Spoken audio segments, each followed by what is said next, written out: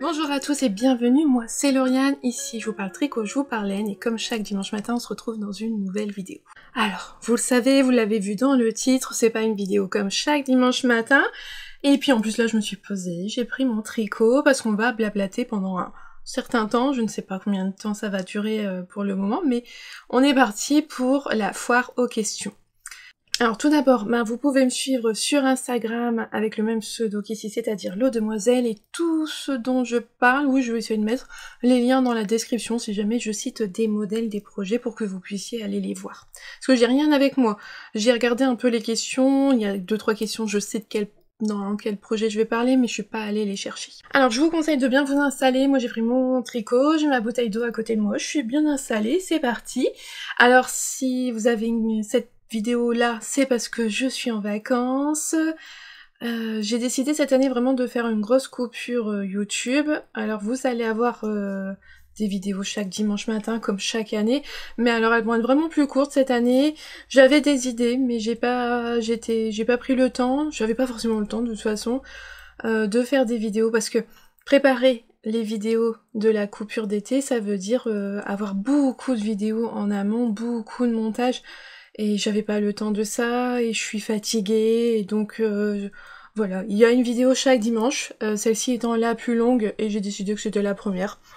Et les autres sont plus courtes, mais vous aurez quand même un petit peu de moi chaque dimanche matin. Et on se retrouvera après ma pause estivale courant août. Bah quoi, quand vous voyez cette vidéo-là, on est déjà en août? Oui. Ouais, là, je vais être perdue dans... je vais être un peu décalée, déphasée.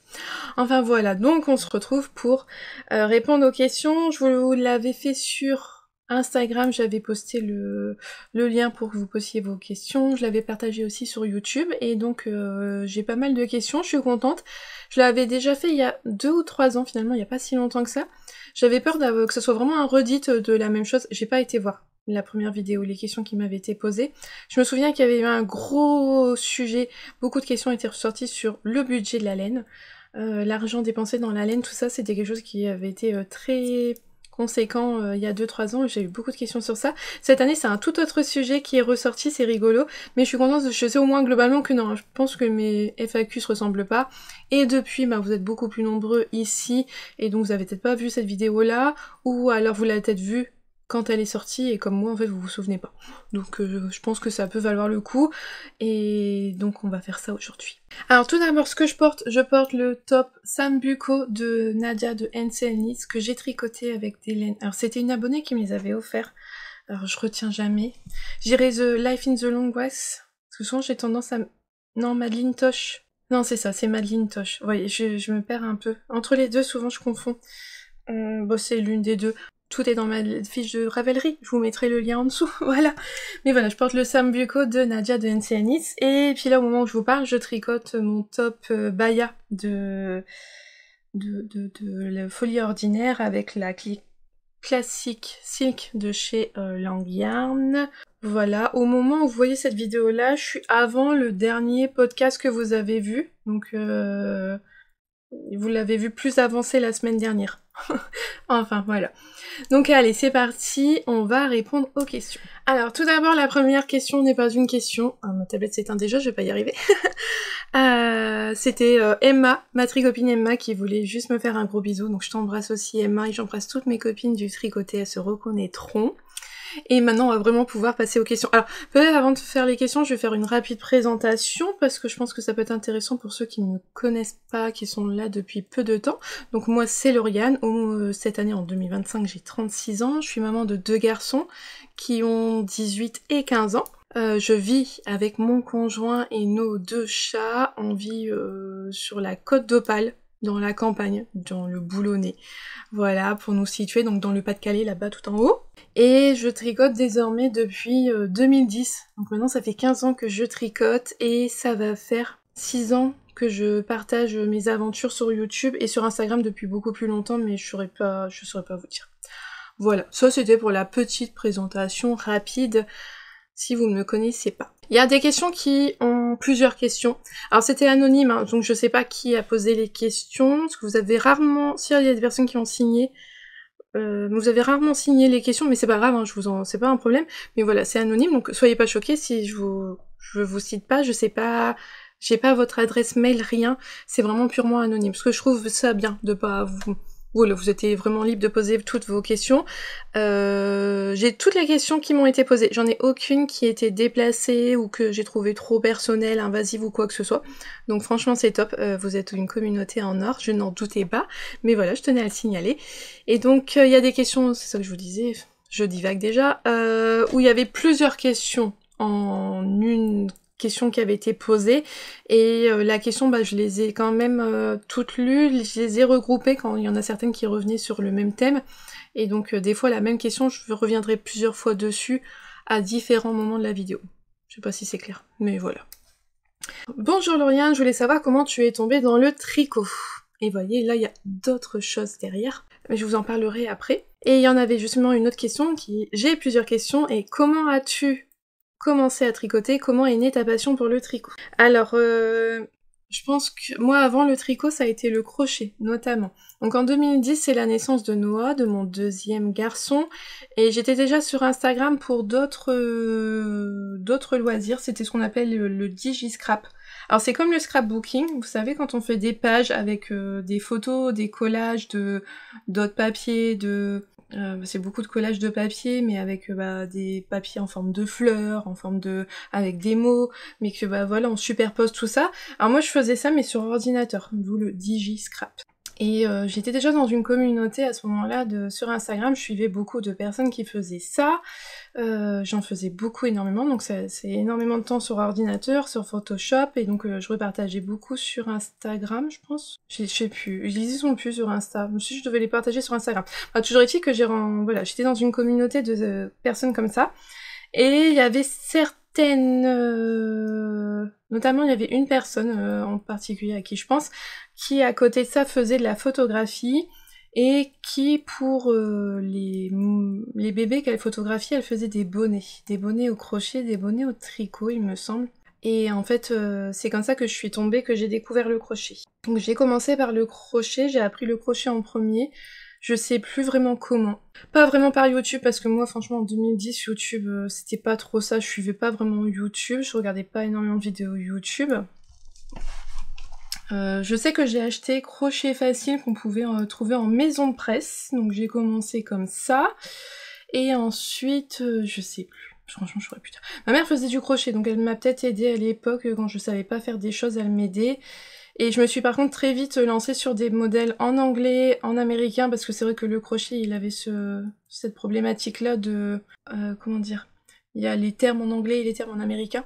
Donc moi je me suis quand même, voilà, j'ai commencé par faire du crochet, donc je faisais des trucs pour mes garçons. J'ai fait des amigurumi, des doudous, j'ai fait des bonnets, et puis j'avais découvert Ravelry, voilà, pour déjà découvrir des patrons de crochet, et c'est comme ça que j'ai découvert le tricot, tout ce qu'on pouvait faire au tricot. Donc j'ai commencé à faire des tricots en faisant d'abord de la layette avec les modèles fil d'art, et là j'étais aidée de ma maman parce que franchement, les modèles films d'art, le rythme comprendre les augmentations, tout ça, je trouve ça difficile.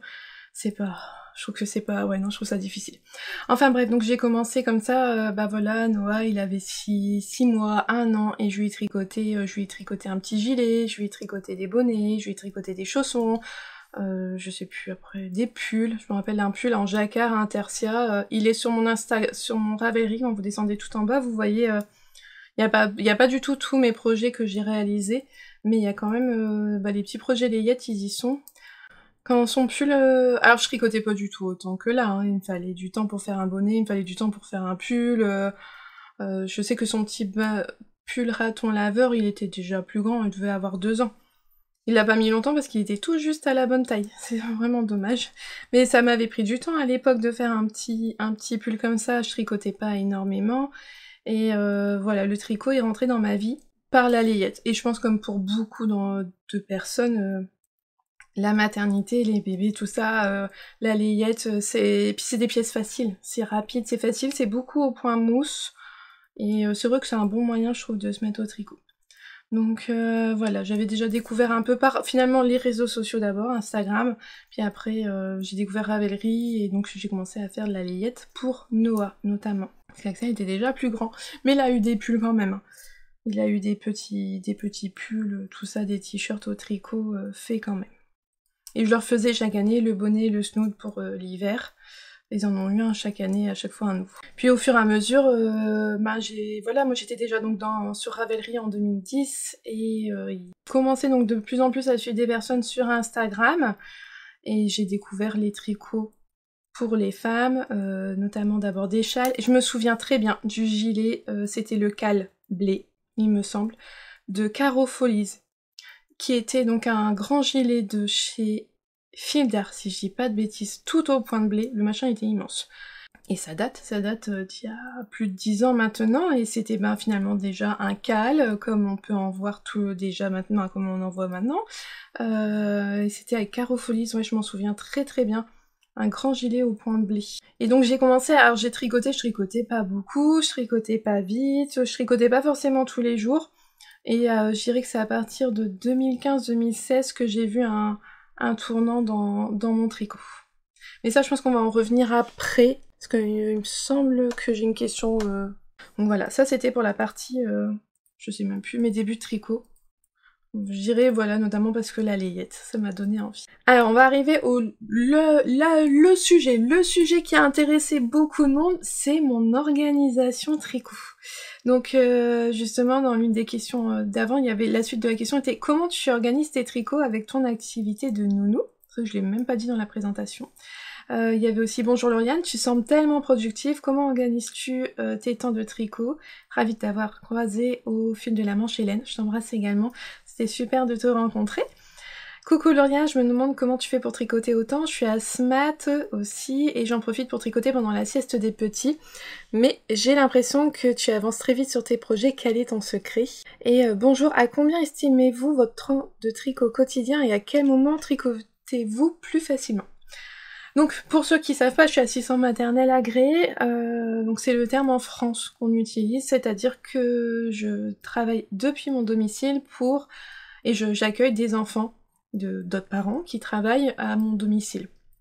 Voilà, mon activité c'est de garder des enfants, de m'occuper des enfants pendant que leurs parents travaillent, et c'est une activité que je fais chez moi, je suis agréée pour 4 enfants, et voilà, c'est en France, on appelle ça c'est le terme assistante maternelle agréée. Alors ça a ce gros avantage, hein, c'est que dès le matin, je suis déjà sur mon lieu de travail, donc je peux tricoter jusqu'à ce que j'entende la première voiture arriver devant la maison, je tricote, et hop, je peux lâcher mon tricot et j'accueille le premier enfant. Alors, comment organises-tu donc tes tricots? Bah voilà, c'est que moi mes journées elles sont très similaires en termes de tricot, c'est que moi je me lève tous les jours à 6h du matin avec mon conjoint, parce que il part de la maison, faut qu'il se lève à 6h du matin, que ça soit lui ou nos enfants quand ils sont au lycée, le bus il est extrêmement tôt aussi le matin. Donc voilà, c'est un debout à 6h, 6h15. Donc voilà, on se prépare, on déjeune, lui s'en va travailler. Et alors moi il y a des périodes où je vais commencer à 7h du matin. Donc j'ai pas beaucoup de temps de tricot, et il y a des périodes où je vais commencer à 9h du matin, et là je vais avoir du temps de tricot. Que je commence à 7h ou à 9h, je me lève à 6h du matin, ça change rien, c'est invariable. Alors là ce que je peux vous dire c'est valable là, à l'instant T. En septembre, j'ai un gros changement dans mon emploi du temps, je sais que tous les jours je vais commencer à 7h du matin, je vais avoir moins de temps de tricot, voilà. Donc je tricote en fait déjà tous les matins, j'aime bien, c'est vraiment, ça c'est vraiment un rituel qui c'est invariable, qui n'a pas changé, Vraiment, je tricote tous les matins, c'est très très rare que je tricote pas un matin. C'est vraiment... Ouais, non, j'essaye de tricoter un petit peu. Et ensuite, je vais tricoter pendant la sieste des petits. Alors, pas tant que ça finalement, puisque pendant la sieste des petits, parfois j'essaye de filmer. Alors là, aujourd'hui, là, je te filme vraiment sur un temps, c'est pas là, je travaille pas. C'est vraiment du temps pour moi, là, je le fais parce qu'il faut du temps là pour filmer, ça va être long, tout ça, je peux pas le faire sur un temps de sieste. Je sais pas combien de temps on en a, donc non. Parce que le temps de sieste, faut pas... moi, en tout cas chez moi, ils dorment pas pendant 3 heures sans bruit, sans qu'il y ait rien. Non, franchement, si j'arrive à avoir 1h30 de sieste où tout le monde dort en même temps, l'après-midi, c'est franchement le grand maximum. 1h30, 2 heures. Là, en ce moment, on est sur 2 heures, parce qu'ils sont plus grands, ils sont habillés, ils ont un rythme, ça y est, c'est bon. Mais en septembre, ça va être cassé, ce rythme-là. Et donc la temps de sieste va être beaucoup plus court. Et d'ailleurs, je me dis que mon temps de tricot devrait pas mal réduire aussi en septembre, mais je reverrai à ce moment-là. C'est ce que j'aime aussi dans mon métier, c'est que on va dire tous les ans il y a du changement dans les plannings et tout, donc ça c'est un renouveau. Donc je tricote tous les matins, voilà, parce que je me lève assez tôt quand même, à 6h du matin, peu importe à l'heure où je commence le travail, je me lève à 6h du matin, même quand je travaille pas. Il s'est arrivé cette année où j'ai réussi à avoir 2 ou 3 mercredis où j'ai pas travaillé, et je me suis quand même levée à 6h du matin. Donc je change pas mes habitudes. Donc après je vais essayer de tricoter un peu pendant le temps de sieste. Donc là ça dépend, des fois j'ai 1h30, des fois si j'ai filmé, ben j'ai pas beaucoup de temps, donc ça c'est variable, donc souvent, bon, on va dire, allez, on va, grosso modo, normalement j'ai 1h30 à ce moment-là. Et ensuite, bah, je vais tricoter le soir, une fois que j'ai fini le travail. Donc là, actuellement, il y a des semaines où je vais finir, de toute façon je finis forcément à 17h au plus tôt, et des fois je termine quand même plus tard vers 18h, et à partir de septembre, ça va être quoi? Je crois qu'il y a des fois je vais terminer à 19h. Ouais, je sais plus. Enfin bref, et donc bah le soir. Donc une fois que je vais avoir fini de travailler, bah il y a quand même des choses à faire, il faut faire du rangement, faut aspirer la maison, parfois faut passer un coup de serpillière, donc voilà, c'est ce que je vais faire. Et après je vais tricoter. Donc j'arrive à retricoter le soir, et le soir j'arrive à retricoter quand même bien 2 heures le soir, parfois 3 peut-être. Des fois je vais réussir à me poser à 18h jusqu'à 19h, je vais tricoter, on va manger, et après je vais retricoter encore 1h30 derrière. On n'est pas des gens qui se couchent très tard. Nous, à 22h, on est déjà couchés. On a quand même... Il y a une époque, à 21h, on était couchés. Donc là, on a réussi à décaler d'1 heure. On se couche plutôt vers 22h. Mais voilà, je suis pas partie de ces gens qui vont tricoter jusqu'à minuit, 1h du matin. Non, moi, je dors beaucoup. Je dors 8 à 9h par nuit. 8 heures. Je dors, ouais, le week-end, plutôt peut-être 9h. Mais oui, voilà, je dors 8 heures par nuit. Donc on n'est pas des gens qui se couchent très tard. Et donc voilà comment j'organise. Et après, bah forcément, le week-end, j'ai un peu plus de temps pour tricoter. Et voilà. Alors donc je vous ai dit combien? Au matin, ça dépend, c'est très variable. Au matin, ça peut aller de 10 minutes à j'ai une demi-heure, j'ai 1 heure. C'est très variable, c'est en fonction de mon emploi du temps. Le matin, ça change beaucoup. C'est pas du tout quelque chose de fixe. Par exemple, ce matin, j'ai eu 3/4 d'heure. Je m'y attendais pas, mais un papa était en retard. Enfin, il était pas en retard, lui il savait qu'il commençait plus tard, mais moi j'avais pas été prévenue. Et vous voyez, ça change, c'est très très variable. Et je sais plus, alors, donc le combien de temps estimé, on va dire, je sais pas, le matin c'est trop compliqué. Donc je vais dire une demi-heure sur, parfois ouais, 3/4 d'une demi-heure. Une demi-heure sur le matin, 1h30 on va dire pour l'après-midi, ça fait 2 heures. Ouais, entre 3 et 4 heures par jour. Et je tricote moins que ce que j'ai pu tricoter. Je tricotais beaucoup plus avant. C'est-à-dire qu'avant, quand on était à table, je tricotais. Parce que mes garçons, on a un garçon, mon aîné, Axel, est très très lent pour manger. Extrêmement lent. Ça a été confirmé même par ses copains qui sont venus à la maison et qui m'ont dit « Ah mais même chez toi t'es lent !» Donc il y a une période où vraiment je tricotais à table. J'avais toujours mon tricot, il était pas loin, je tricotais à table. C'est quelque chose que je fais plus. J'ai ralenti mon tricot pour, pour passer plus de temps avec ma famille. Alors vous voyez, je suis capable de parler, de tricoter, mais il y a des fois, il y a un tricot, on va être absorbé dedans et on va plus faire attention à ce qu'il y a autour. Et donc j'ai arrêté un peu de... Je tricote quasiment plus à table. Ou sauf quand... Je sais que ça va être que du jersey comme ça peut-être, mais c'est devenu vraiment rare. Je le fais beaucoup moins. Je tricote moins en voiture. Avant c'était systématique aussi. Je tricotais quand on prenait la voiture. Donc on allait quelque part, on avait 10 minutes de voiture, je prenais un tricot. Maintenant je le fais plus. Maintenant on peut aller jusqu'à une demi-heure de voiture, j'ai pas forcément un tricot avec moi. Je l'ai moins. Je le prends moins. Alors au-delà d'une demi-heure de voiture, c'est sûr que j'ai un tricot. Mais maintenant, une demi-heure, parce qu'en fait, une demi-heure, c'est globalement le temps qu'il faut pour aller à la grande ville près de chez nous. Et avant, c'était systématique, j'avais un tricot, mais maintenant, je tricote moins. Donc, je tricote moins que ce que j'ai pu tricoter avant. Si vous avez l'impression que je suis productive, alors je tricote vite, apparemment. Moi, je m'en rends pas compte, je m'en suis pas rendu compte, mais vous voyez, force est de constater que quand je suis avec des gens, des tricoteuses qui me voient tricoter, tout le monde me le dit, apparemment je tricote vite. Donc voilà, je tricote vite, donc forcément les choses vont peut-être plus vite que pour d'autres tricoteuses. Je me suis jamais mesurée, j'ai pas un compteur de vitesse, je peux pas vous dire à quelle vitesse je tricote, mais c'est vrai que vraiment, ces derniers mois, on en a quand même beaucoup reparlé, et je tricote vite. Et après, il y a des choses aussi, c'est que en dehors de ça, vous voyez, moi je suis pas non plus... Alors, on sort pas énormément. Pour des raisons personnelles, on ne sort pas beaucoup de la maison, on fait pas énormément de sorties, donc je suis énormément à la maison, donc quand j'ai du temps libre, quand par exemple le mercredi après-midi je travaille pas, bah je peux tricoter, le week-end on sort pas beaucoup, donc je tricote beaucoup sur ces temps-là, et puis je suis hors quelqu'un, moi je repasse pas par exemple. Je ne repasse pas du tout le linge à la maison. Alors j'avoue que c'est agréable d'avoir des draps tout frais, tout repassés à mettre dans son lit. Bon bah ils sont frais, ils sont propres, mais ils sont pas repassés.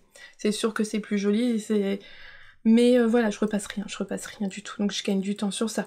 Je ne fais pas de jardinage. Voilà, je me contente juste du basique, je suis pas très jardin. Je fais mon ménage à la maison, je fais les choses classiques, voilà, j'aspire, je balaye, je fais les poussières, je fais le linge, mais par exemple la vaisselle c'est pas beaucoup moi qui, c'est la vaisselle qui fait, mais moi je fais celui du midi sur mon temps, bah, le midi avec mes petits, faut que le repas il est fini, hop, je mets tout dans le lave-vaisselle, mais c'est mes garçons ou mon chéri le soir qui s'en occupent, quand bah, voilà, il a tourné dans la journée, le soir c'est propre, c'est eux qui rangent et qui remettent dedans. Mon chéri fait le repas le soir, moi je suis celui du midi, lui fait le repas du soir, donc c'est du temps que j'ai pour tricoter également. Je suis pas du genre à faire mes carreaux de maison toutes les semaines, loin de là. Donc c'est aussi du temps que j'ai. Parce que voilà, peut-être que vous trouvez que je tricote beaucoup, mais en fait c'est parce que je fais pas beaucoup d'autres choses à côté, peut-être que vous avez d'autres passions qui vous prennent du temps. Et alors moi par contre c'est ça aussi, c'est que j'ai du mal à faire autre chose parce que je sais que c'est du temps de tricot perdu. Et c'est pas bien de penser comme ça, hein. C'est un peu toxique je pense de penser comme ça. Je vous conseille pas du tout de faire ça, mais malheureusement c'est comme ça que moi je pense et que je fonctionne. Voilà, donc je tricote tous les matins avant de travailler, j'essaye de tricoter pendant la sieste de mes tout petits, et je tricote dès que j'ai fini le travail. C'est vraiment la première chose que je fais, une fois que j'ai fermé le dernier petit est parti, je ferme la porte, je vais me poser, je vais tricoter. Et après seulement, voilà, je ferai s'il y a du... Alors par exemple, bah, on va ranger, moi mes petits ils rangent les jouets, on range tous ensemble les jouets avant de partir. C'est pas, ils vont pas tout laisser en bazar et que c'est moi je vais tout ranger après. Non, on va ranger ensemble, tous ensemble les jouets, tout ça. Enfin voilà. C'était ma réponse à la question sur comment je m'organisais mon temps de tricot, donc j'y ai réfléchi et c'est là que je me suis rendu compte que je tricotais moins que ce que je pouvais tricoter il y a encore 2-3 ans je pense. Mais c'est surtout que j'ai pris en vitesse de tricot, d'où le fait que vous avez, je pense, l'impression que je suis très productive. Ensuite, on va passer un peu à ce qui est des techniques tricot, parce que j'ai eu quand même plusieurs questions à ce sujet-là. Bonjour Lauriane, j'aimerais commencer le tricot circulaire, mais je ne sais pas par quoi débuter. Isabelle. Alors, eh bien je me suis pas posé la question, j'ai pas réfléchi au sujet. Alors, avec un patron, j'ai l'impression que c'est compliqué, parce que, bah, en fait, ça va être juste marqué monter vos mailles et joindre en rond. Peut-être que si vraiment pour se lancer, si on a personne avec soi, parce que je crois quand même que le mieux quand on se lance, c'est d'être aidé de quelqu'un. Moi je sais que ben la mercerie, ma petite mercerie locale, une tasse de filet d'aiguille, il y a des cafés tricot où on peut débuter le tricot et apprendre, et justement elle est là pour conseiller tout ça. Et c'est vrai que c'est bien d'avoir quelqu'un qui montre, qui nous aide et comment faire. Après, je me dis que quand on est tout seul, ben peut-être trouver des vidéos sur YouTube, ça a une bonne idée. Des vidéos de papa, donc je sais qu'il y avait Madame Bibiche, See You Later, Céline, tous les pseudos, voilà son prénom. Elle avait fait, alors c'était pour se mettre au tricot anglais de chaussettes, mais elle avait fait un pas à pas, donc je pense quand même que ça peut être bien d'avoir sa vidéo, et ça doit pas être la seule vidéo vraiment de pas à pas pour faire des chaussettes, par exemple, en circulaire. Mais c'est la première qui me vient. Je me pense que Claude Tricot aussi a dû faire des tutos où on voit bien, où on doit voir comment on fait une chaussette. Mais sinon je pense notamment à Stéphanie Maid. Alors moi j'ai jamais regardé ses vidéos, j'ai jamais tricoté l'un de ses patrons, mais elle propose beaucoup de patrons sur sa chaîne en circulaire et vous l'avez en vidéo, vous voyez ce qu'elle fait. Et je pense que ça peut être vraiment une bonne idée. Elle a vraiment des modèles simples et avec souvent de la laine drops, donc peu onéreux, et le fait que vous ayez la vidéo, vraiment ça va vous aider à apprendre le tricot circulaire. Donc je dirais ça, Stéphanie Maid. Parce qu'en termes de patron, je sais pas... Voilà, dans les patrons, on va toujours vous dire, mettez au joindre en rond. Mais il n'y a pas de vidéo, vous voyez pas à quoi ça correspond, donc ça peut être un peu compliqué. Ensuite, l'autre question, avec quel patron commencer la dentelle? Alors, la dentelle... Avec quel patron? Moi je dirais peut-être le châle. Ah c'est celui de laine poudrée, je l'ai tricoté en plus. Le châle saison, de laine poudrée, un modèle en français, gratuit surtout, donc je trouve que c'est bien. Et il y a la dentelle, alors une dentelle simple, qui ressemble un peu à celle que j'ai là-dessus, le Sambuco, c'est des jetés et des diminutions. Mais je pense que c'est un bon moyen de se lancer sur la dentelle. Je sais plus s'il y avait un diagramme ou si c'est que des explications rang par rang. Je m'en souviens plus. Mais moi je dirais bien... Le premier qui me vient en tête c'est le châle saison. Attendez, j'ai un cheveu qui me chatouille quand je tricote. Voilà. Le châle saison, de laine poudrée, ça me paraît bien. Moi je sais que dans les premiers châles avec de la dentelle, j'avais le Sirma, il me semble, de Lilofil. J'avais fait la dentelle, il y avait de la dentelle, c'est un châle avec de la rayure et de la dentelle et qui date d'il y a plusieurs années maintenant, mais je pense que c'est l'une de mes premières dentelles que j'ai pu faire.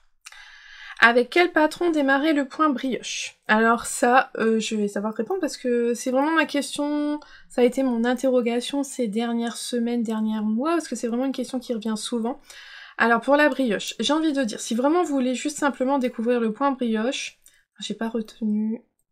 le bandeau Christine, il me semble, de Tobebis. Le lien dans la description. Un petit bandeau, un headband, donc un bandeau pour la tête, tout en brioche, unicolore. Un petit projet facile à réaliser, rapide. Alors je l'ai pas fait, je compte le faire, mais je l'ai pas encore fait. Mais je pense que ça me paraît bien, en plus c'est gratuit, voilà, pour faire la brioche. Ensuite, pour ceux qui veulent pas un bandeau, qui veulent quelque chose d'un peu plus grand, il y a le châle briochette de Nadia de NCN Knits. Alors je l'ai fait il y a pas très longtemps, c'est de la brioche bicolore. Bicolore. Alors moi je trouve que la bicolore c'est bien parce que on va bien voir la maille avec son jeté, la maille qui glissait avec le jeté. Je trouve que moi le côté bicolore, je trouve qu'on voit mieux les mailles, on voit mieux ce qu'on a fait. Et je pense que c'est bien, ça c'est pas un problème de commencer directement par de la bicolore.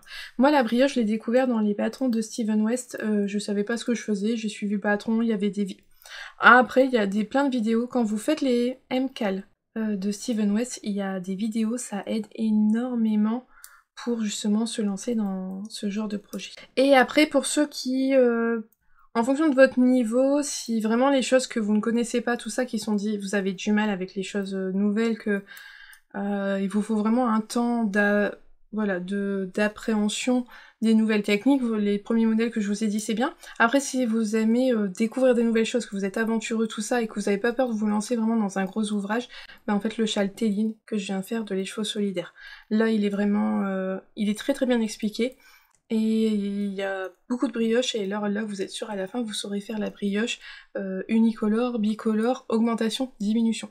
Dans le briochette il n'y a pas d'augmentation, il n'y a pas de diminution, c'est que de la brioche toute droite, et c'est déjà bien pour apprendre la brioche. Et après voilà, le niveau au-dessus, moi j'irais le châle Téline de Les Chevaux Solidaires. Alors, les erreurs que tu ne referais plus en tricot et pourquoi? Alors, les erreurs que tu ne referais plus, quelle erreur j'ai pu faire? Bah déjà à la base, l'échantillon. Faire un échantillon, c'est très très important, parce que vraiment, voilà, moi je sais que mes premiers tricots, ils étaient la plupart du temps trop justes, parce que je tricotais vraiment très serré au départ. Souvent quand on débute, on commence serré. Donc, ouais, vraiment faire des échantillons si vous voulez faire des vêtements pour être sûr qu'ils soient à la bonne taille, franchement c'est la base, clairement. Après, je trouve que l'avantage du tricot, c'est qu'on peut défaire. Je vous en reparlerai un peu après d'un tricot que j'ai défait, quand vraiment ça va pas, on défait et on recommence. C'est pas irrémédiable normalement le tricot. Il y a certaines choses, si la laine elle a déteint, bon là vous récupérerez pas, c'est taché, mais voilà, dans le fait de tricoter, le processus, on peut défaire. Donc des erreurs, à part le fait de pas me faire d'échantillons, ah bah sinon une erreur, ne pas lire le diagramme d'un tricot, d'un patron. Voilà, ça, une erreur que j'ai faite il y a pas longtemps, de pas bien lire ou de pas bien comprendre. Voilà, là, clairement, c'était une erreur, mais à part l'échantillon, là, comme ça, je vois pas. Franchement, je vois pas d'autre chose. Non, faire l'échantillon, ouais. Parce qu'après, il peut y avoir des erreurs, comme on n'a pas choisi le bon type de fil pour un ouvrage, que par exemple, il aurait fallu un fil qui apporte de la souplesse, de la fluidité, du trapé, et qu'on a choisi un fil trop lourd et qui va pas. Alors oui, on est déçu, oui, c'est une erreur, mais on peut défaire. On défait, alors c'est du temps perdu, tout ça, je suis d'accord, hein, mais on peut défaire et faire un autre projet à la place avec notre fil. Donc c'est une erreur qu'on peut faire et refaire dans sa vie, parce que je pense que ça peut arriver à n'importe qui de faire un mauvais choix de fil, mais c'est pas dramatique. Non, j'ai rien d'autre qui me vient en tête pour cette question. Alors, quel est le projet que tu as adoré tricoter, le match parfait laine modèle? Alors ça, ces questions-là, je l'ai vu, j'ai réfléchi un petit peu parce que j'avoue que sur le coup, je savais pas.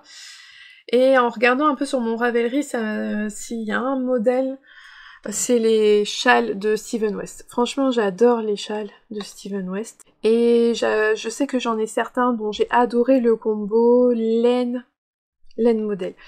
Donc, je sais que... Alors j'ai adoré tricoter le Gogo Dynamo, ça c'est sûr. J'adore mes laines que j'ai utilisées, mais celui d'avant, je l'ai encore plus aimé. Puis les couleurs, je l'adore encore plus. J'ai été très très contente de mon combo. Je sais plus comment il s'appelle, je regarde. Le Géogradient.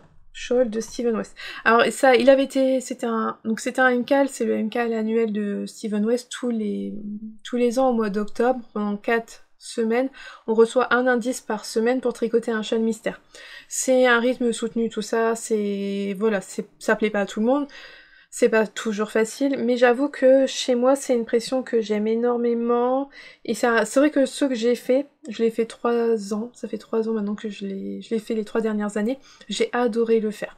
C'est un challenge que j'aime beaucoup, et j'adore le travail de Steven West, j'adore ses châles, donc jusqu'à maintenant, j'ai jamais été déçue. Et celui de 2023, il y avait eu une polémique, parce qu'il y avait une croix au milieu du châle, que certains ont vu comme une croix gammée, et donc ça a vraiment été un problème cette croix. Moi personnellement j'ai pas d'effet, donc j'ai pas de photo de mon ouvrage complet à vous montrer, parce que cette là j'ai jamais publié en complet, mais j'avoue que moi j'avais adoré les laines que j'avais choisies. C'était mon combo.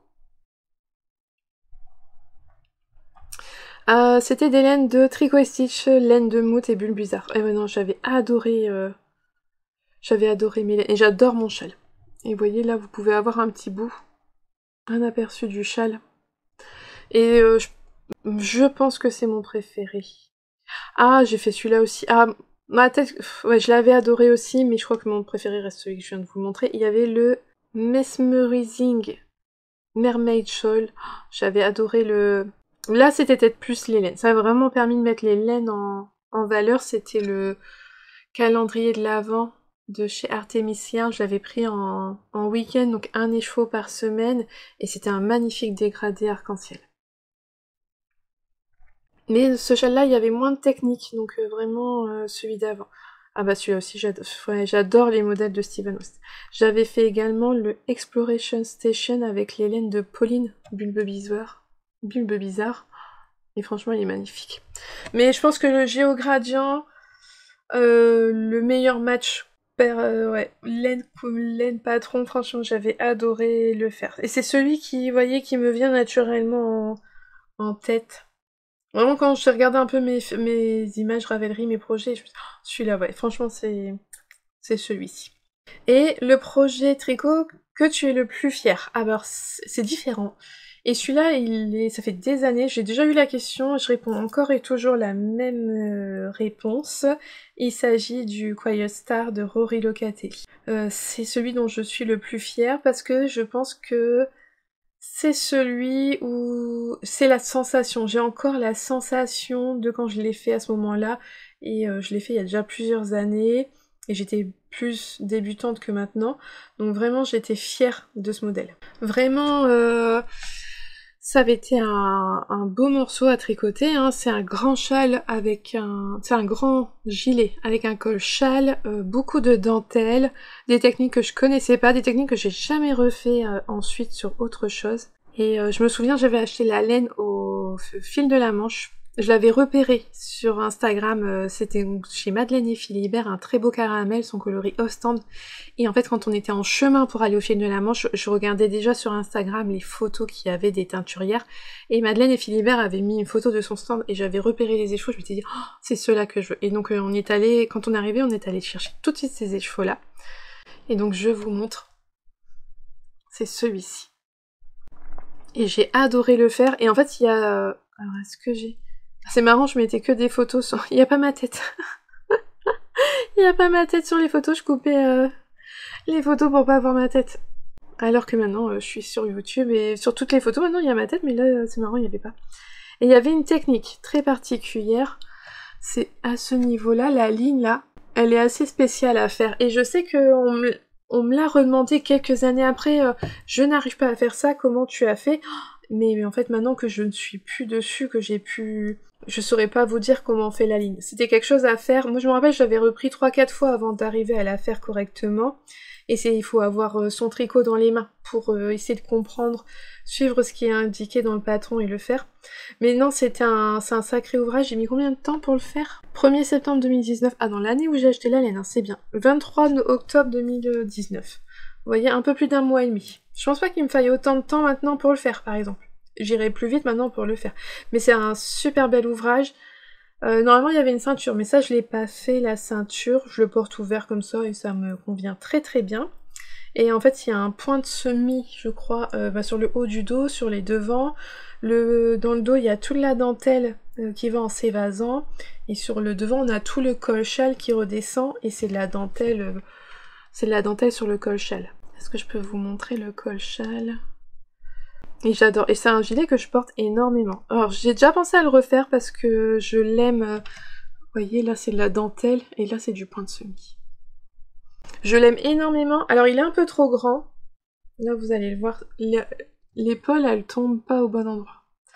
Parce que je vois que, en fait, mon échantillon devait pas... J'ai eu du mal à avoir l'échantillon parce que j'ai fait la taille L pour avoir un M. C'est ce que j'ai marqué sur Ravelry. Et donc en fait il tombe un peu là, mais ça m'empêche pas du tout de le mettre, je l'adore. Et je suis en train de me dire que j'ai 4 écheveaux qui pourraient me servir à le faire. Peut-être que... Et est-ce que j'aurai le même sentiment maintenant? Je sais pas. Parce que je me rappelle qu'à l'époque, donc ça fait quand même 6 ans. Ça fera 6 ans cette année que je l'ai fait. Bah, en 6 ans, j'ai pris beaucoup d'expérience tricot quand même. Donc j'ai énormément progressé. Mais j'ai encore cette sensation de, à ce moment-là, j'étais extrêmement fière. Et donc c'est toujours ce modèle-là que je réponds à cette question-là. Ensuite, on m'avait posé, donc dans les fameuses questions où il y avait plusieurs questions, il y avait quelqu'un, une personne qui m'avait demandé aussi ta plus grande fierté tricotée et la plus grosse foirade. Donc la plus grande fierté, le Quiet Star, j'ai répondu. Et la plus grosse foirade, c'est le pull Happen de Lucienne Tricotte. Franchement, c'est mon truc, vraiment le truc où j'ai été le plus déçue de mes tricots. Alors, je vais vous le montrer, parce que je sais que je l'ai toujours sur Ravelry, en photo. Ouais, il était beau quand même, hein. Il a une magnifique dentelle sur les manches. Et en fait, la particularité de ce modèle, c'est qu'il avait un dos croisé. Alors c'est magnifique, voilà, il avait un dos croisé. Donc c'est vraiment, visuellement c'était beau, c'était vraiment beau. Donc c'est un pull qui se tricote en aller-retour parce que le dos, en fait on a un début de dos qui commence là, donc on allait faire tout le dos derrière, on arrivait là, on faisait tout le devant, et on refaisait le dos à nouveau qui s'arrêtait à ce niveau-là. Et après par contre on va en diminuant pour faire les arrondis. Donc au départ, c'est toujours en aller-retour. Et il y a beaucoup de mailles sur son tricot parce que en fait dans le dos il y a 2 épaisseurs. Et ce qu'il y a, donc je l'ai fait entièrement. Je l'ai fait en quelle année celui-ci? Je me souviens plus. Pareil, il a dû me prendre du temps parce qu'il était long. Donc en 2021, le 21 mai 2021 et j'ai terminé le 1er juillet 2021. Vous voyez, il m'a fallu aussi un mois et demi pour le faire. Il y avait des manches 3/4. Quand je le revois là, il est magnifique. La laine, je l'ai encore, parce que ce modèle-là, donc je l'ai entièrement détricoté. Parce que là, en fait, moi, j'ai rien fait de mal. J'ai tricoté le modèle comme il était, voilà, comme il était conçu. Mais en fait, j'ai trouvé personnellement que ça n'allait pas du tout. Parce que le fait d'avoir 2 épaisseurs de dos derrière, mais en fait ça tirait le pull toujours en arrière. Donc en fait on avait l'encolure qui remontait tout le temps là, et c'était vraiment pas agréable à porter. C'était trop lourd à l'arrière, ce qui est logique en fait, puisque il y a 2 fois plus de matière derrière, malgré le fait que ça soit croisé, il y a quand même beaucoup plus de matière à l'arrière du pull qu'à l'avant.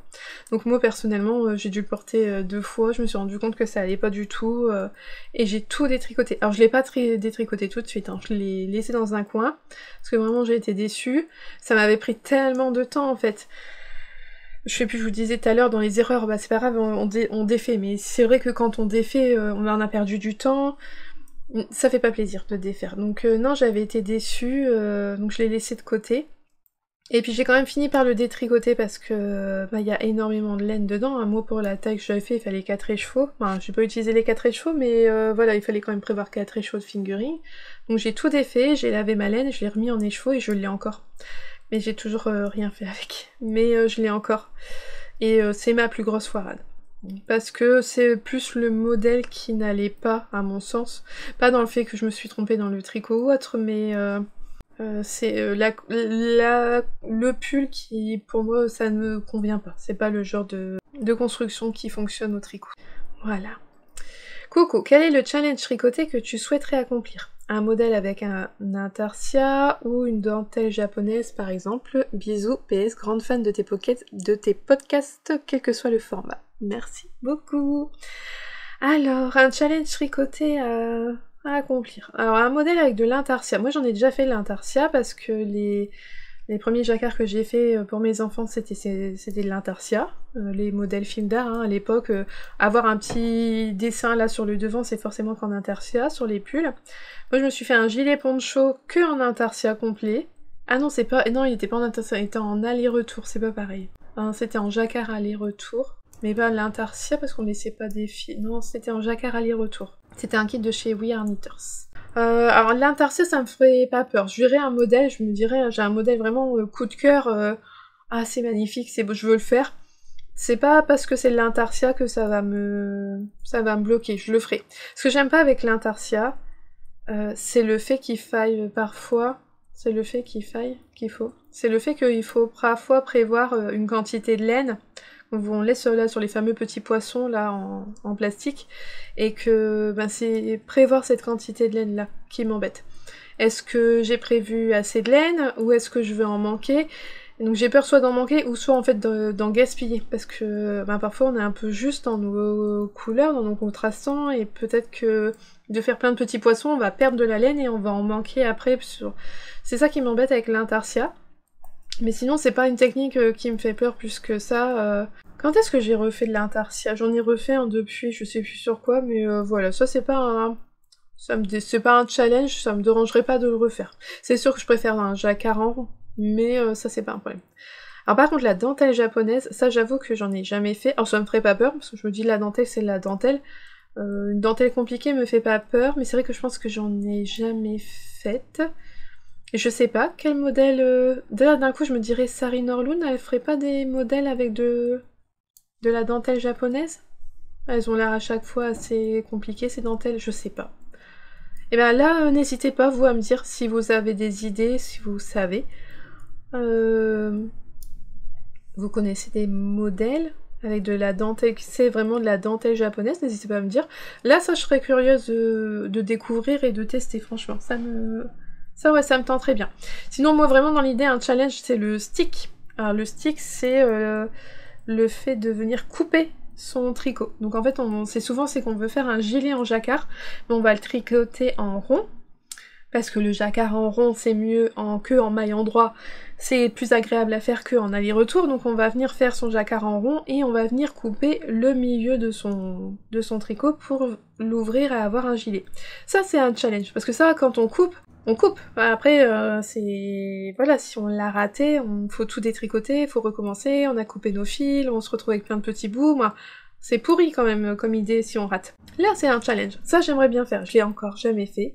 Mais vraiment, ouais, j'aimerais bien faire. Alors, couper dans un tricot, je le fais. Dans mes tubes à chaussettes, il n'y a pas de souci. Ça s'est toujours bien passé, donc je me dis que ça se passerait bien. Il y a plein de vidéos, tout ça, il y a plein de tutos sur YouTube, mais ouais, ça serait le challenge, ça serait de faire le fameux stick. Coucou Lauriane, quel ouvrage est ton préféré et pourquoi? Ça, j'ai déjà répondu avant. Oh, le petit chat est miaule. Quel modèle t'a déçu par le design ou la laine? C'est aussi, en gros, hein, avec la plus grosse foirade, on revient. Et après, j'ai pas forcément un modèle déçu par la laine. Après, si on est déçu par la laine, c'est qu'on a fait, nous, peut-être un mauvais choix par rapport au modèle. Il y a des modèles où il faut... par exemple, vous allez faire le pull boxy de Rory Locatelli. Il faut un fil un peu souple. Avec du drapé, de la fluidité. Un truc pas trop lourd. Mais non, je dirais, le modèle, moi, déçu par le design, c'était le pull à peine. Je vais chercher le petit chat mieux. Voilà, Albus. Vous l'aviez vu en photo, tout ça, mais il est là. Allez, viens ici. Bah, t'es tout seul sinon. Et après, donc l'autre question, dans la même question, c'était tes choix de laine ont un peu changé, moins de speckle. Est-ce que tu as été déçu du résultat ou de la teinture? Et après, il y a encore une autre question, je vais répondre après. Alors, mes choix de laine, ils ont un peu changé. Alors, effectivement, c'est vrai que je... Ah, tu connais pas l'endroit. Reste là. Moins de speckle. Oui, parce que je me rends compte que j'ai besoin de pièces un peu plus unies dans mon dressing pour aller avec d'autres choses. Vous voyez, là, mon pull, il est nuancé. C'est difficile de... Mon t-shirt, c'est difficile de remettre un gilet avec pas mal de nuances dessus. Quelque chose un peu plus uni, d'uniforme, ça aide à apporter un peu mieux les pièces, donc c'est vrai que je m'oriente un peu plus vers des couleurs plus unies. Alors c'est pas parce que je suis déçue de la teinture, j'adore les speckles, j'adore les nuances, et franchement quand je vois des teinturiers qui travaillent comme ça, j'adore. J'adore, hein, Tricot Stitch, Bulbe Bizarre, Ars Natura, c'est des couleurs, voilà, c'est... Didier au fil de russe, c'est vraiment des couleurs magnifiques, mais on a quand même parfois besoin d'un peu plus d'uni. Alors c'est pas que je suis déçue du résultat, mais c'est vrai que quand on a des laines qui vont être variées, nuancées, quand on fait un pull, on va avoir peut-être du pooling, tout ça, on va avoir des démarcations entre les échos, c'est vrai que c'est le jeu, ma pauvre Lucette. mais voilà, on le sait, quand on prend des laines teinte main, que normalement il faut alterner pour pas avoir ce problème-là. Et j'avoue que avec des laines plus unies, il y a moins ce souci-là. Donc c'est vrai que on est d'autant plus content du résultat. Donc ça peut peut-être aussi motiver un peu mon choix, mais ça n'empêchera pas que je continuerai à utiliser de la laine à speckle parce que j'adore ça, et dans les châles et tout, c'est vraiment ce que j'adore. Tu étais vraiment venue pour faire des petits câlins, toi. Donc puis je pense qu'il y avait... j'ai déjà beaucoup de tricot, j'ai beaucoup d'expérience, donc aussi voir d'autres choses changer un peu, ça me fait pas de mal et ça me fait plaisir. Et il y avait encore une question, quand tu auras plus de 60 ans, est-ce que tu continueras toujours à tricoter avec autant de plaisir? Bonnes vacances et profite bien des tiens, bon courage pour la rentrée de tes garçons. J'ai pas la fin du message, je suis désolée, je sais pas s'il y avait ton prénom. Mais j'ai recopié les questions, mais je vois qu'il y a des questions qui sont coupées quand ça faisait une trop grande ligne. En tout cas, merci beaucoup à toi et bonnes vacances aussi. Alors, est-ce que je tricoterai toujours après 60? Je sais pas. On se donne rendez-vous dans 25 ans, on verra bien. Je sais pas, j'espère. J'espère. Non, mange pas mon tricot. Là, enlève-tes. Je voudrais tricoter en même temps que je filme mon loulou quand même. Je sais pas. Franchement, je sais pas, est-ce que je tricoterai encore? J'espère, j'aimerais franchement me dire que je tricote et que j'aurais tricoté tant de temps dans ma vie, ça me ferait vraiment plaisir. J'avoue, je sais pas, est-ce que j'aurais eu des soucis de santé d'ici là, de l'arthrose, des tendinites, je sais pas, on verra bien. Voilà, là tout ce que je sais c'est que là encore maintenant j'ai toujours autant d'envie de tricot, je suis pas lassée du tout, j'ai toujours autant de plaisir à faire. Je pense que là franchement dans les 5-10 ans qui arrivent, je pense que je vais encore continuer à tricoter. Mais après, est-ce que plus tard, peut-être que... je sais pas. Je vous disais en début de vidéo, je fais du... Non, c'est plus possible là, de tricoter apparemment. Je faisais du digi-scrap, et c'est quelque chose que je ne fais plus du tout. Voilà, ça a été une passion à un moment, et ça je le fais plus. Je sais pas. Seul l'avenir nous le dira. C'est pareil, faire des vidéos, je suis pas sûre que après 60 ans je fasse un choix encore sur YouTube. Parce que moi je vois, il y avait plein de youtubeuses que je suivais avant et qui ont arrêté, je me dis a priori tout a une fin. Donc peut-être que moi aussi un jour j'arrêterai, mais le tricot quand même, je sais pas, je vous dirai. Allez, on se donne rendez-vous dans 20 ans pour en reparler. Le fil idéal pour toi après toutes ces années d'achat les neufs. Alors là, sans hésitation, le 85-15. Donc c'est 85% mérinos, 15% nylon. Voilà, franchement c'est un fil versatile, ça fonctionne aussi bien pour les pulls, les gilets, les châles, les chaussettes. C'est doux à chaque fois, franchement c'est un fil qui est très doux, qui prend bien les couleurs, les speckles, les nuances. Non, franchement si je devais en tricoter qu'un, n'en choisir plus qu'un seul, ça serait clairement celui-là. Peu importe le teinturier, franchement c'est celui-là que j'utiliserai. As-tu vu des étapes clés dans la progression de ton niveau en tricot? Saurais-tu dire ce qui t'a fait progresser, le plus progresser, vidéo YouTube, livre, discussion avec les tricopines? Alors, des étapes clés dans ma progression, alors je les... Non! S'il te plaît, arrête. J'ai pas vu d'étape clé dans ma progression de tricot. Je vais pas pouvoir tricoter avec lui, c'est pas possible. Alors non, j'ai pas vu d'étape clé. Franchement, non, pas du tout. Alors, là, par exemple, pour préparer la vidéo, tout ça, je me suis un peu posée pour regarder des choses. Et quand même, par exemple, là, de revoir combien de temps j'ai mis pour faire mon Coyer Star ou mon pull à peine, ça me montre quand même que j'ai progressé. Maintenant, pour faire la même chose, faudrait que je refasse le Coyer Star, mais je suis quasiment sûre que je mettrai pas 1 mois et demi à le faire. J'irai quand même beaucoup plus vite. Donc, c'est que j'ai progressé. Ravelry permet quand même, voilà, de se voir progresser, de voir... Moi, en fait, j'utilise Ravelry dans chaque fiche de projet, il y a ce qu'on appelle un tag. Donc là, par exemple, hop, je sais pas si vous allez le voir. Il y a marqué 2021. Parce que dans mon Ravelry, alors comment pouvoir vous montrer ça de plus près? Hop, j'utilise les onglets en haut de mes projets. Vous voyez, il y a mes onglets et il y a dessus les comment on appelle ça? Il y a les dates. Vous voyez, en 2019, j'ai fait 26 projets. En 2020, j'en ai fait 44. En 2021, j'en ai fait 37. Et attention, en 2022, j'en ai fait 64. Et en 2023, 68. Donc j'ai progressé. J'ai progressé en tricot. Mais moi, je me suis pas vue. J'ai pas vu d'étapes. Alors, je pense que les étapes clés. Les étapes, c'est quand certainement je me suis mise à tricoter tous les jours. Je vous l'avais dit, je crois que j'ai dit en début de vidéo que vers 2015-2016, il y a eu un changement dans mon tricot. Je me suis mise à vraiment tricoter tous les jours. Parce que, vraiment, c'était devenu... une addiction, une grosse passion qui prenait ma... Et donc j'ai tricoté tous les jours. Je pense que déjà là, ça c'est une étape et ça nous permet de progresser. Ensuite, il y a eu le fait que je me suis mise à tricoter sans regarder mes aiguilles et sans lâcher mes aiguilles. Ça, je pourrais pas vous dire quand, comment, pourquoi, je sais pas. Alors certainement qu'en regardant des podcasts, en regardant les gens faire, comme là, moi je vous dis ce que je fais, je pense que j'ai dû vouloir faire la même chose et j'ai appris et puis ça s'est fait. Parce que vous voyez, moi quand je tricote, je ne lâche pas mes aiguilles. Je vais tricoter comme ça. Ce qui fait que ça permet de gagner du temps. En fait, avec ma main gauche, je pousse les mailles, je les fais avancer pour qu'avec mon aiguille droite, je viens les piquer. Et avec mon index droit, je viens enrouler mon fil autour de l'aiguille. Et ça, voilà. Hop, Albus, s'il te plaît. Et ça, ça permet de gagner du temps, en fait. Hein. Ça permet de tricoter vite. Hop, hop, hop. On va mettre de l'autre côté de ta tête, je pense que ça ira mieux. Ça permet de tricoter vite, tricoter vite. Voilà, de gagner en vitesse de tricot. Et puis, j'ai pas besoin de regarder mon tricot, vous voyez, là, je vous parle, je tricote en même temps, c'est que du jersey en droit, ça déroule tout seul. C'est même vraiment parfait de faire une vidéo comme ça, et là, sur mon corps, il va aller à toute vitesse. Donc, mais j'ai pas vu les étapes clés dans ma progression de tricot. Je me suis pas vue arriver à mon niveau actuel, à faire autant de tricot. Moi, en fait, je vous dirais, moi, je m'en rends même pas compte. C'est plutôt quand même, quand j'en parle avec les tricopines, les copines, elles me disent, mais si, vraiment, tu tricotes beaucoup. Mais en fait, j'ai pas le comparatif. Quelle est la moyenne de pulls réalisés par des tricoteurs par an?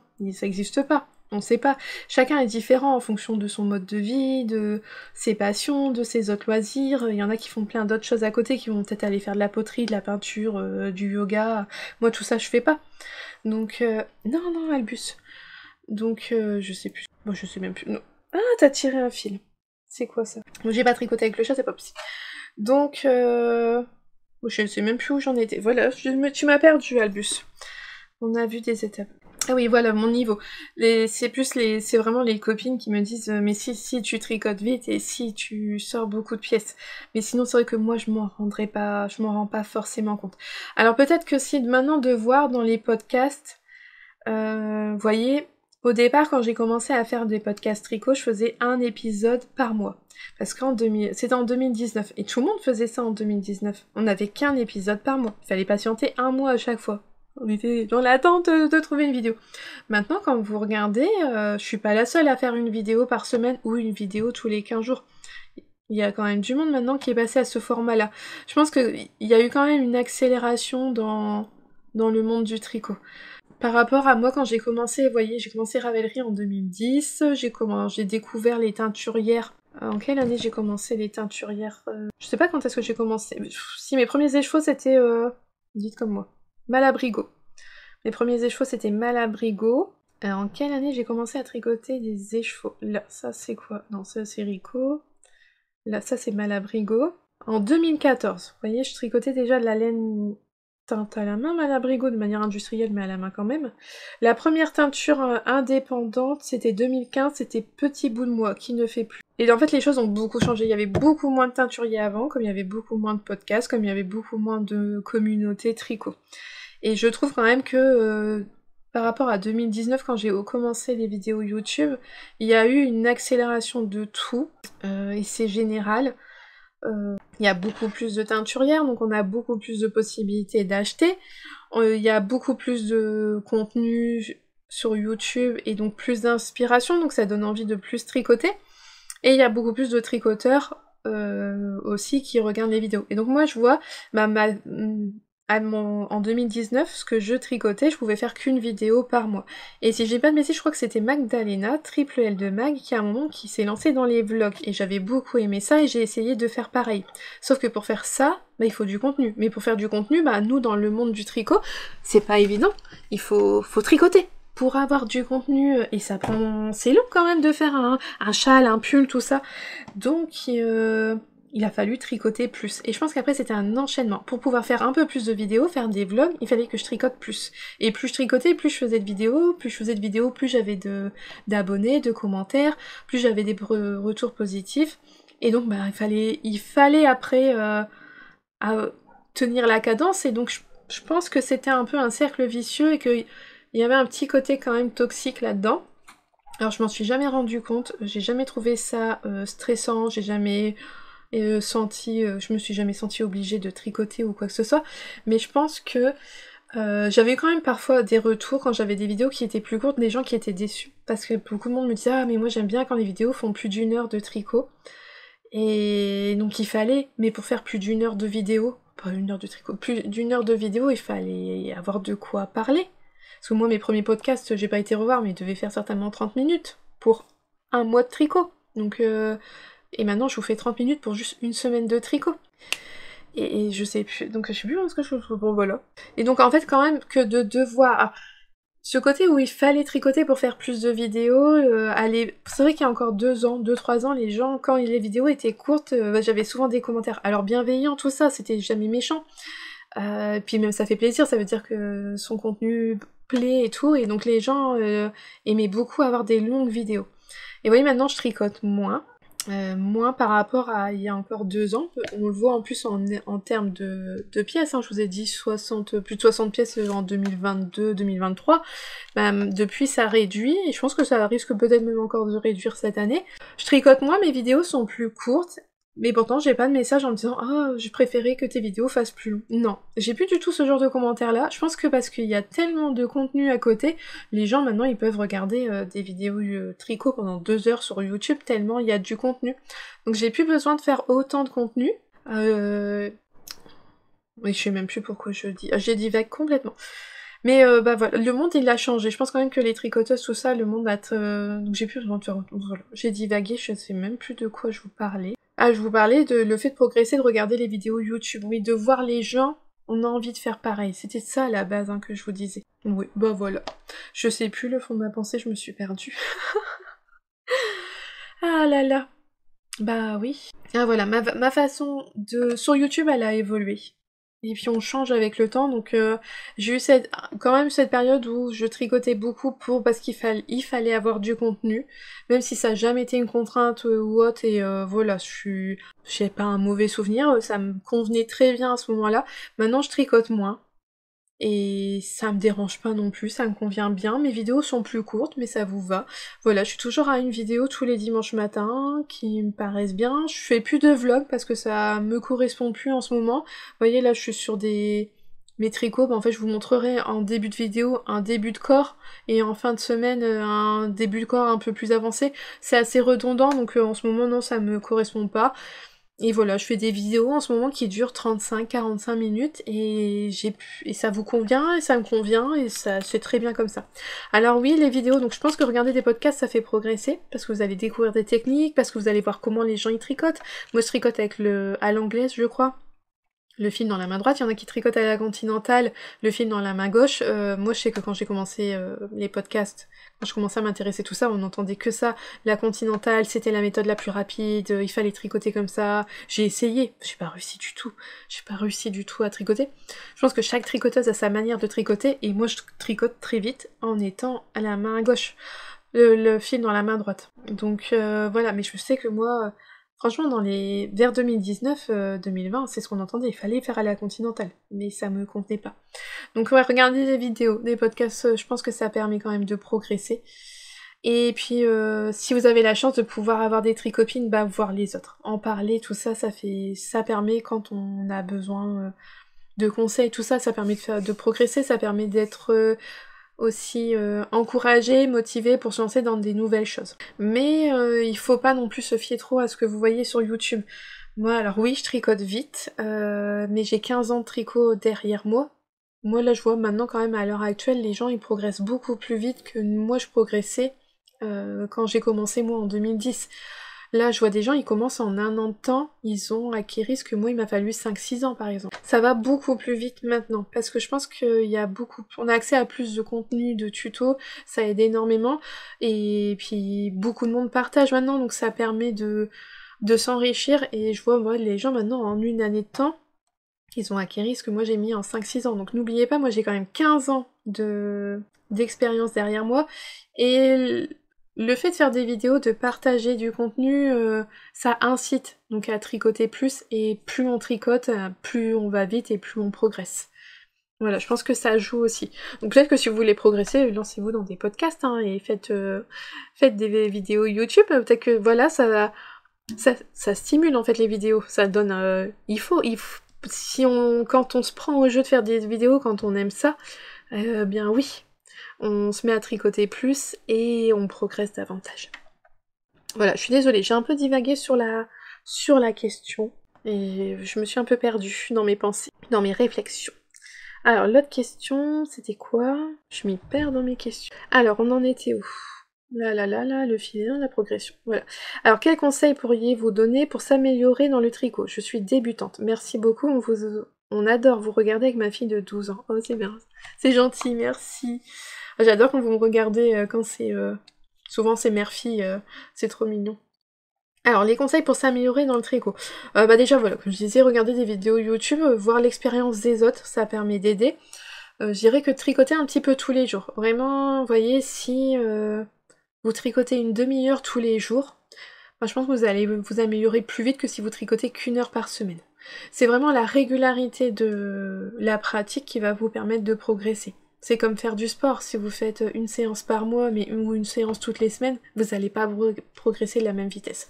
Voilà, être régulier, faire une pratique, essayer de faire quotidien ou du mieux que vous pouvez, hein, voilà, si c'est pas compatible avec votre emploi du temps, vous le faites pas. Pour vraiment tricoter régulièrement, ne pas abandonner, réessayer si ça... Alors je sais bien, c'est pas agréable de défaire, mais voilà, si ça va pas, défaites, recommencer, c'est pas comme en couture. En couture, quand on a coupé son tricot, le tissu, on le récupère pas. Bah, s'il est trop court, il est trop court. Si c'est trop grand, ça va, on peut défaire, mais si c'est trop court, c'est trop court. Au tricot, on a l'avantage de quand même pouvoir détricoter tout son fil et de refaire. Albus est endormi, je reprends mon tricot.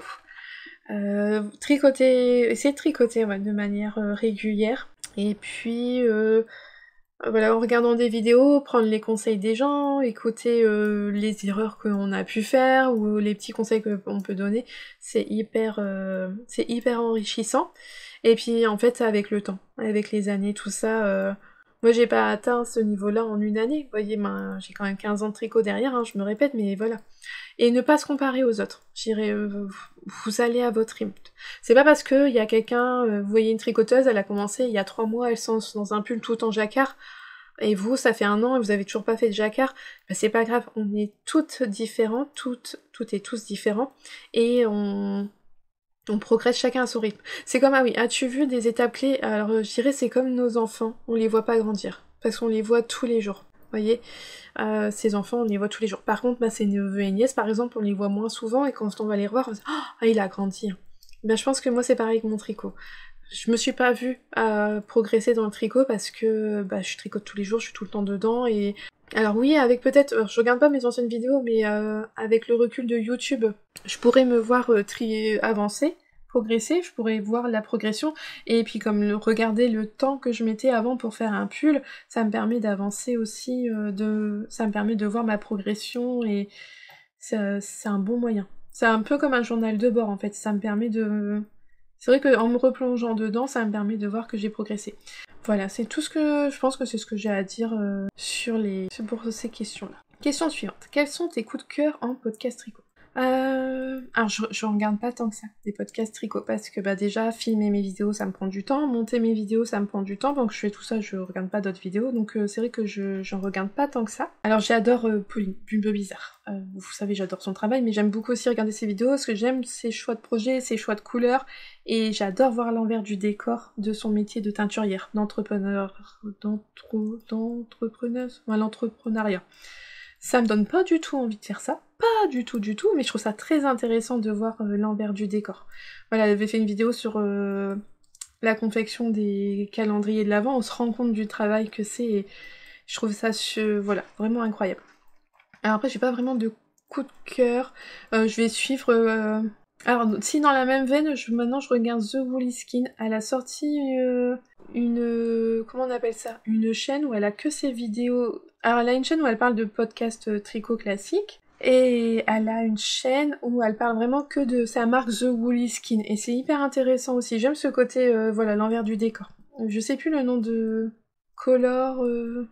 Oh, je sais plus. Bref, je vous le mettrai... dans le petit i en dessous, tout ça. C'est vraiment deux chaînes que j'aime beaucoup suivre. Et après, je vais regarder des épisodes par-ci par-là, donc de mes copines, Dotinitz, Emanitz. Je vais regarder Christelle, Rêver sa vie en couleur. Je vais regarder parfois Céline, Madame Bibiche. Parfois, je vais regarder Lysandre. Et donc en fait, je suis pas tous les épisodes, c'est que je regarde parfois des petits épisodes ponctuels comme ça. Ensuite, que penses-tu des triconotes et de ce que Janelle fait avec son mari pour le tricot? Alors, ça fait des années que j'avais pas regardé les triconotes, donc je suis allée voir un petit peu, et oui, j'ai découvert qu'elle faisait des vidéos avec son mari, et elle a même deux chaînes, il y a vraiment les triconotes.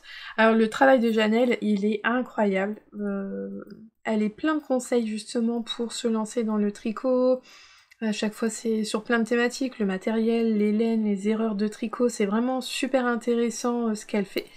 Alors je suis pas vraiment ce que j'ai pas besoin de ces informations-là, mais je sais qu'elle fait un travail vraiment fantastique, et par contre je savais pas qu'elle faisait avec son mari, je pensais pas qu'elle faisait autant avec son mari, et j'ai trouvé ça...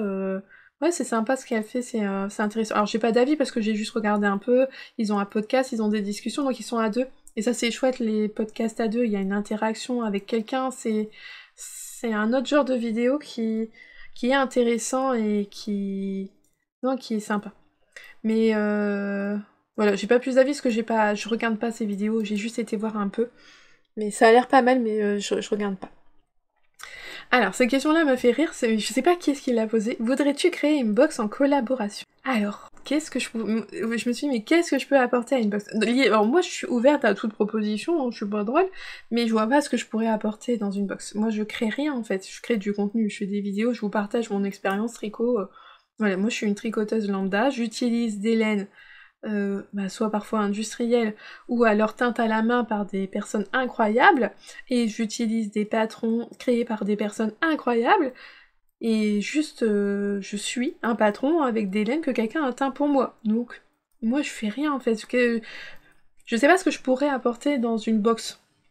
Donc, alors, à moins que la personne elle ait une idée bien précise en tête, voilà, on viendrait me dire, eh ben écoute, on a ce projet-là, on voudrait que toi tu puisses apporter ça dans la box, est-ce que ça t'intéresse ou pas?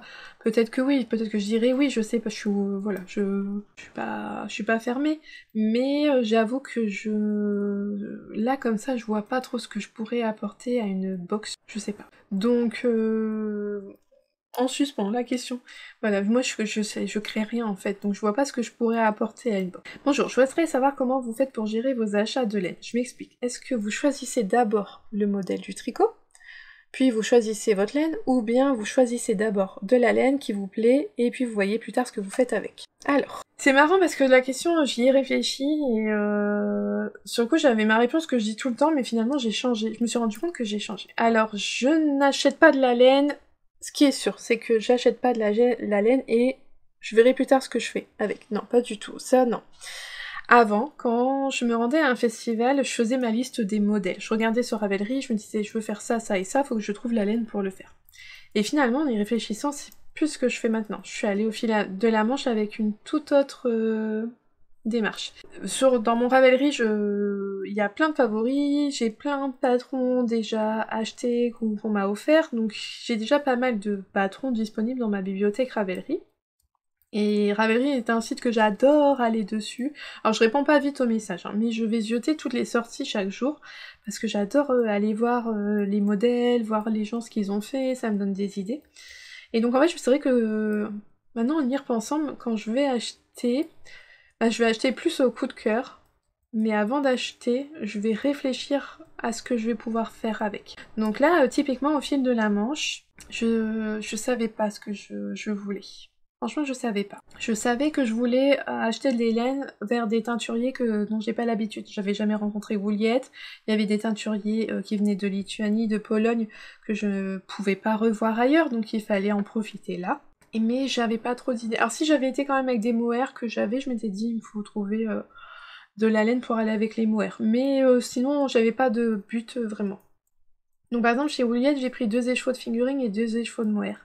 J'ai pas pris 3 et 3 parce que c'est un budget et que je savais que je voulais plutôt tester plusieurs teinturiers plutôt que d'acheter en quantité chez un ou deux teinturiers. Je voulais essayer plusieurs exposants, donc je savais qu'il fallait pas que je dépense de trop au même endroit. Donc j'ai pris 2 et 2 parce que dans ma tête, 2 écheveaux de fingering et 2 écheveaux de mohair, d'office ça fait un love note. Je sais que je peux faire un love note de Tinka Knits, c'est possible de le faire rentrer dans 2 et 2 pour ma part, en le faisant ajuster, pas trop grand, pas trop large, c'est possible. Donc je m'étais dit, voilà, c'est pas perdu, je sais que je peux faire ça, donc j'ai pris mes écheveaux. Finalement, je vais changer d'avis, parce qu'au moment où vous voyez cette vidéo, le modèle est sorti, au moment où je filme, il est pas encore sorti, mais a priori, Woollette avec Stitch & Bee, si j'ai bien compris, va sortir le Ice Tea, donc une sorte de t-shirt, et si j'ai bien compris, si j'ai bien vu, dans ma taille, je peux le faire avec 2 et 2, il y a de fortes chances que ça va se transformer comme ça. Ensuite, j'ai acheté de la laine, non c'était le mohair pour ce que j'avais besoin pour un pull, donc ça c'était vraiment réfléchi. J'ai acheté de la laine chez Tricot et Stitch.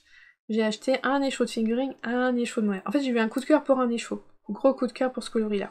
Par contre je m'étais dit, je me vois pas avec tout un pull comme ça me tentait pas, mais gros coup de cœur pour le modèle. Moi, faire des chaussettes, un écheveau, coup de cœur, une couleur que j'aime bien dans des chaussettes, c'est pas la peine. Je sais pas ce que je veux, moi mes chaussettes, oui, je les trouve belles. J'adore tricoter plutôt des chaussettes avec du jacquard, pas des chaussettes toutes unies, pas de la dentelle, c'est pas ce que je préfère sur des chaussettes. Donc mettre un bel écheveau dans des chaussettes, je vais pas le voir, je vais pas en profiter, c'est pas ce que je veux. Faire un châle, des châles j'en ai plein. Donc c'était pas le but. Donc je me suis dit, là aussi pour limiter le coût, en fait j'ai pris un fingering et un mohair parce que Rocket Tea. Un t-shirt qui se fait pour ma taille jusqu'à... Moi je sais que je peux le faire entrer dans un écheveau de fingering et un écheveau de mohair, donc j'ai pris ça. Voilà, dans ma tête c'est resté à ça. Alors finalement je me dis, je sais pas, j'hésite un peu entre un t-shirt ou quand même un châle, parce qu'il y a le April Shawl que Christelle Rêver sa vie en couleur a fait, et c'est vrai qu'il est vraiment beau, et je pense qu'il pourrait rendre vachement bien aussi. Donc j'hésite un peu. Mais voyez, dans l'idée, au début j'avais quand même... J'ai acheté la laine, je savais quoi faire. Je pense notamment aussi quand je suis allée au pop-up de Bulbe Bizarre dans ma petite mercerie locale, j'ai acheté beaucoup de quantité pull. Parce que moi je sais que en fingering, un pull c'est 3 écheveaux. Si je veux le faire en DK, ça va être fingering plus mohair, c'est 3 écheveaux de fingering, 3 écheveaux de mohair. Je sais que peu importe le modèle, ça passera. Alors il y a parfois, oui, il y a peut-être un modèle où il faudrait 4 écheveaux parce que c'est la torsade, tout ça, et dans ces cas-là, j'achèterai en conséquence.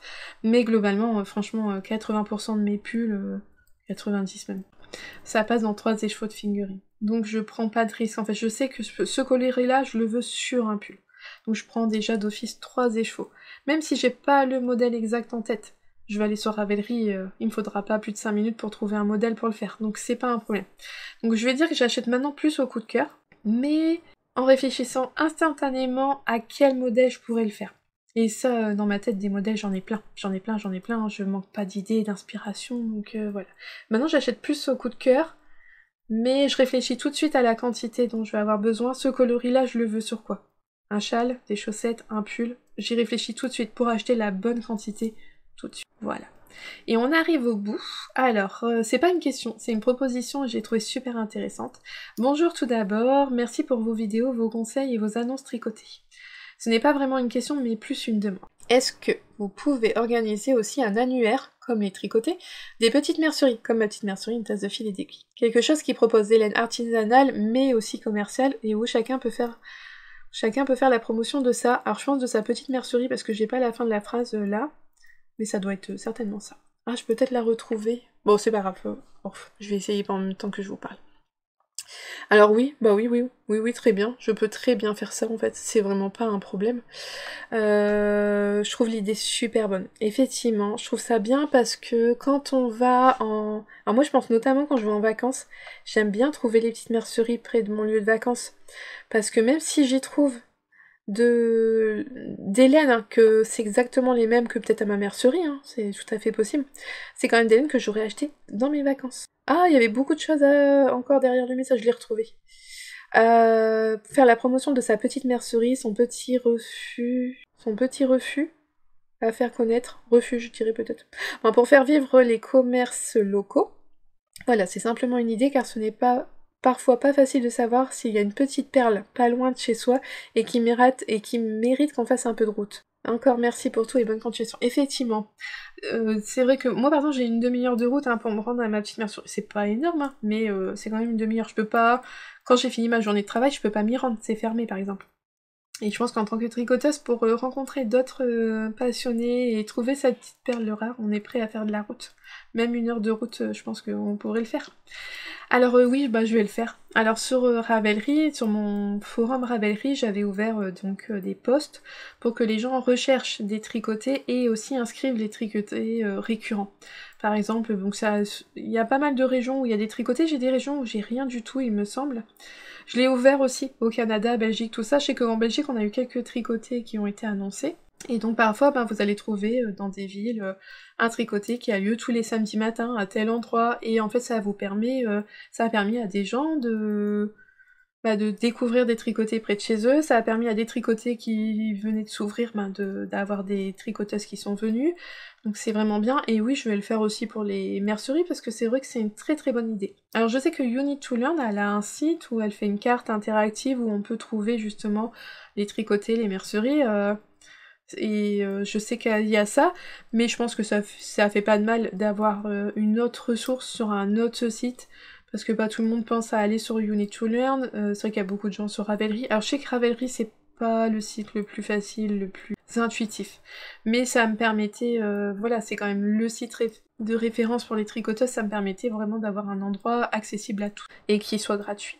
Donc je sais qu'il y a You Need to Learn, parce qu'on me l'avait dit pour les tricoter, et donc voilà, mais je vais le faire, je vais ouvrir. Faut que j'ouvre le poste là pour les merceries, et comme ça, si chacun pouvait partager sa petite perle qu'il a près de chez soi, je trouve ça super parce que ça va peut-être permettre de découvrir à des tricoteurs que peut-être à une demi-heure de chez eux, il y a une mercerie, alors j'ai envie de dire moderne, des merceries où si on parle tricot circulaire, Ravelry, ils nous comprennent, et ça va permettre aussi quand on est en vacances de découvrir une petite mercerie à aller voir, c'est vraiment super. Donc franchement merci à toi pour l'idée, c'est vrai que j'y avais pas pensé du tout, et je vais le mettre en place. Voilà.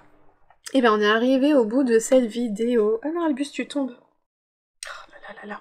Et je suis pas extensive, moi. Hein. On est arrivé au bout de la vidéo. Et j'espère qu'elle vous aura plu, que je vais pas trop divaguer, partir dans d'autres choses, tout ça. Hop. Personnellement, j'aurais bien avancé sur mon tricot. J'ai pas mis d'anneau marqueur, mais j'ai bien avancé dessus. Petit Albus, il est venu dormir sur moi.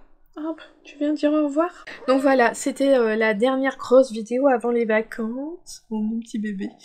Il y a d'autres petites vidéos de prévues, mais vraiment petites, parce que prévoir ces vidéos-là avant les vacances, ça veut dire qu'avant mes vacances, j'ai beaucoup de boulot. Et en ce moment, je suis fatiguée, voilà, je suis fatiguée tout ça, c'est vrai que j'ai pas J'ai pas eu trop le temps à ça. Alors ceux qui nous suivent depuis longtemps, vous le savez, mon chéri avait eu des problèmes de santé il y a 3 ans, et en fait ça dure encore, en fait. On vit avec les problèmes de santé, les maladies, tout ça, et j'avoue qu'on vient de traverser un gros bas. C'était une période pas facile ces derniers temps, mais on remonte la pente, et ça, voilà, ça ira mieux. Ben, voilà. Il faut du temps, Donc j'ai pas fait beaucoup de vidéos cette année pour préparer l'été parce que j'avais pas le temps, j'avais pas l'énergie à ça. Et déjà monter celle-ci va me prendre énormément de temps. Mais bon, j'espère en tout cas que ça vous aura plu, voilà, que vous en aurez su un peu plus sur moi, sur ma façon de tricoter, sur ma façon de faire les choses. Et en tout cas, moi j'ai pris beaucoup de plaisir à le faire, j'ai beaucoup aimé le fait de me poser, de tricoter, de prendre le temps. De toute là, j'ai pris le temps. Habituellement, c'est vrai que je me rends compte que je vais un peu plus dans le speed, mais comme je le fais sur le temps de mes siestes, j'ai pas non plus énormément de temps pour le faire. Des fois, je dois couper parce qu'il y a un bébé qui pleure et il faut que j'aille le rendormir. Et c'est vrai que je le ressens dans les vidéos, je vois au début ça va, puis plus ça passe, plus j'accélère. Mais bon, bah voilà, là j'avais le temps, tout ça, et non, j'ai beaucoup apprécié le faire. Même si j'étais un peu dérangée pendant mon tricot. Mais donc voilà, j'espère vraiment que voilà, cette vidéo vous aura plu. Je vous souhaite un bel été, je vous souhaite de passer de bonnes vacances si vous en avez, sinon bon courage à vous. Et je vous dis à bientôt. Vous me revoyez la semaine prochaine pour parler de tricot. Et sinon, moi vraiment, je reviendrai dans quelques temps vous revoir avec donc pas mal d'avancées tricot.